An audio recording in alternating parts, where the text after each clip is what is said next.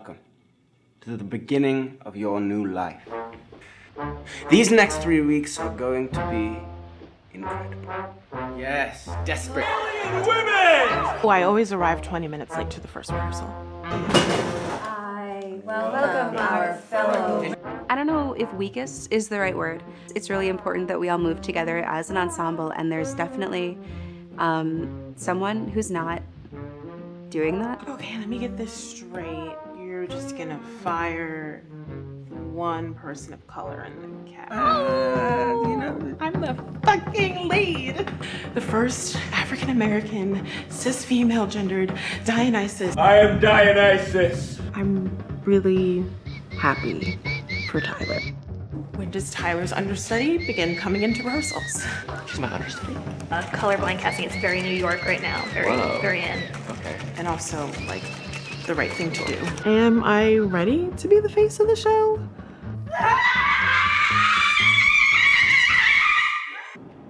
Yes. I'm so Oh my sorry. god, oh my Oh my god. god, Daphne! Daphne? So, as the only POC in this cast. I'm sorry, but I'm non-white. Right. I'm in of the darker hue. Lin-Manuel Miranda better watch out. Coming for his genre.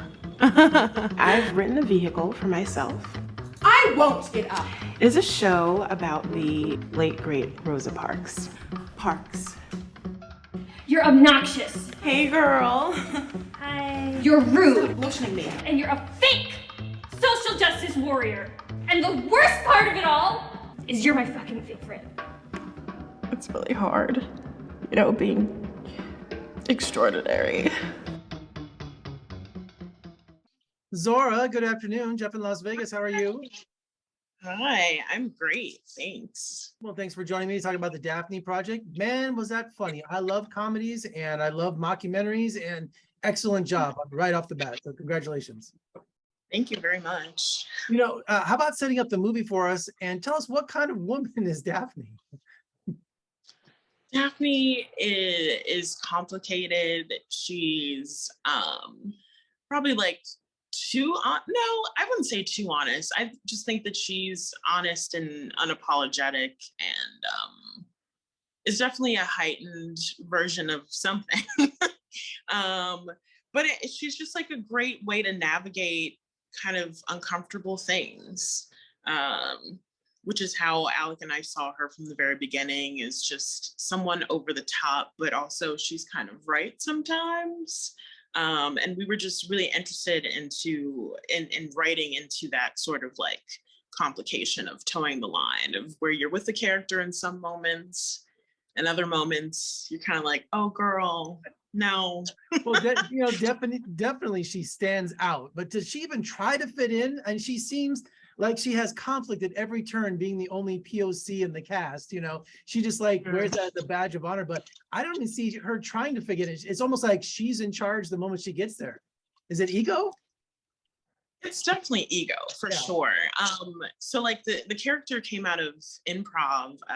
Alec and I were creating sketches together in high school, and the premise was kind of like a series of bad auditions, and the character came out of that. She was just like always super confident, maybe overly so, and already had it in her mind that her career had reached great heights, and everyone else were just like the little people. So I don't know, we kind of started with that and kept imagining throughout the years where she would be now and what it would be like to spend months in a rehearsal process with someone like that, and kind of like what truths she would uncover and what things she would ultimately learn from other people. Well, the key word is improv, because this movie is a mockumentary. Does that genre come with a sense of freedom for the cast and for the filmmakers? Absolutely. Throughout the audition process, we wanted to make that super clear to people, just having comfort with playing around and bringing your interpretation of the character to the set, and sort of knowing where the scenes will end up as written, but how we got there would be a journey that we would create together. Well, for a movie like this, though, you really have to put your trust in your cast and an ensemble that can play off each other, because when you're watching this movie, the jokes it's all about timing too. You know, it's got to be funny, Mhm. but also timing. So I was really paying attention to the actors. They're a well-oiled machine, but you really have to put your trust in each other for a movie like this, don't you? Absolutely.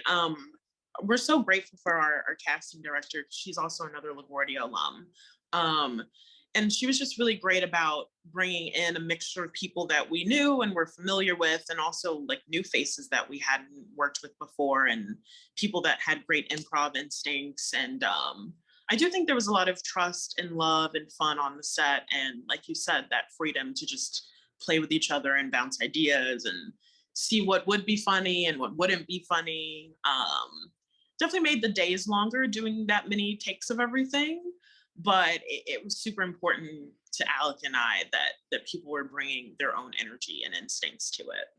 And you share the director's chair with Alec. And how does that work, having two directors on a film? Do you play off each other's strengths and weaknesses? Or do you kind of divvy up responsibilities and say, you know, you're better at this than he is? Or is it a collaborative effort? It's pretty collaborative. I feel like where we kind of trade off is trading off anxieties.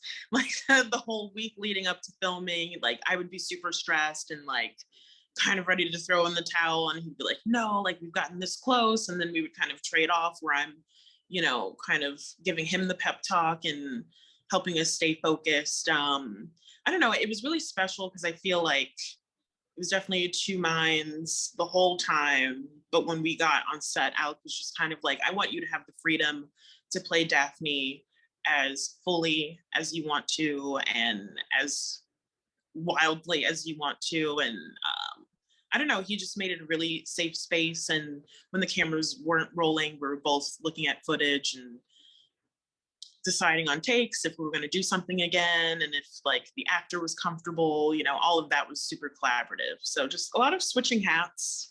Yeah, because and trusting each other. Absolutely, because you're starring in the film, let alone worrying about where the camera is and did they get the lighting right and all of that. I mean, so you had to put, I would think that, you know, you were the more creative side of it, and maybe he was more responsible for the technical side and a little bit creative too. But he gave, like you just said, he gave you the freedom to be Daphne. So, which I think was important, because you're nothing like Daphne, just talking to you for a few minutes. No, yeah, I try to separate myself because I feel like, you know, there is a reason why she's like this. I feel like it's rooted in insecurity and maybe other points in her life where she was neglected or overlooked on a more personal level, and then I feel like it's bled into her creative life. So I feel like I just try to play her from that and think about what she's compensating for. But yes, I definitely like to think that I'm very different and way more generous with the people that I work with. Well, no, this has been the darling of the film festival circuit. And have you had your screening in New York? Because that's the icing on the cake, isn't it? That is coming up next Friday. How the exciting. 22nd. Oh, We're really thrilled. And it feels great bringing the film home in a way, because I feel like we did get to travel. We were in Bentonville, Arkansas, at the Bentonville Film Festival. We've been to Woods Hole in Massachusetts. And because, you know, not many festivals were in person, but the few in-person experiences we got to share were really special. And it just feels nice to screen the film where it was shot and be able to celebrate with our cast and our crew. well, congratulations on a really funny film. Everybody was extraordinary, especially you were. So just love the film. So thank you so much for joining me, and I wish you the best of luck. And I can't wait to see what you do next, because I think you're hysterical. You're just wonderful. Thank you so much. Thanks so much. Good luck. Thank you.